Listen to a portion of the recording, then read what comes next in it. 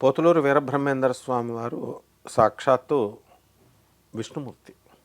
ఆయన విష్ణువు వీరబ్రహ్మేంద్ర స్వామి వారిగా పుట్టారు. సిద్ధయ్య శివుడుగా సిద్ధయ్య పుట్టాడు.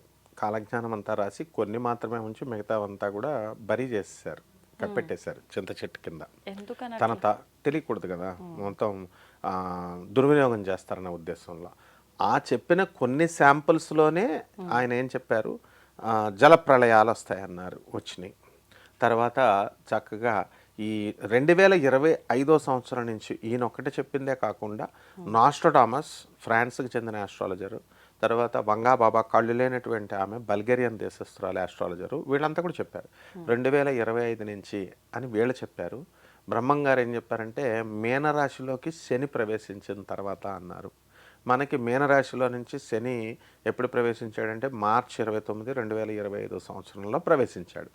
దీనివల్ల మనకి మొట్టమొదట జలప్రయాణం, తర్వాత ఎర్త్ క్వేక్ వచ్చింది. మయనార్లో జరిగింది, థాయిలాండ్లో, బ్యాంకాక్లో, ఇవన్నీ ఎర్త్ క్వేక్, ఇస్లామాబాద్ అన్నీ కూడా. తర్వాత యుద్ధాలు అన్నారు. పాకిస్తాన్ అండ్ ఇండియాకి మనకి సర్జికల్ స్ట్రైక్ మొన్న మళ్ళీ జరగడం, పహల్గామ్ దాడి తర్వాత 2 జరిగినాయి. యుక్రెయిన్ అండ్ రష్యాకి వారు ఇంకా జరుగుతూనే ఉంది. తర్వాత దానికి ఒక రెజల్యూషన్ వస్తుందన్నారు వంగాబాబా గారు.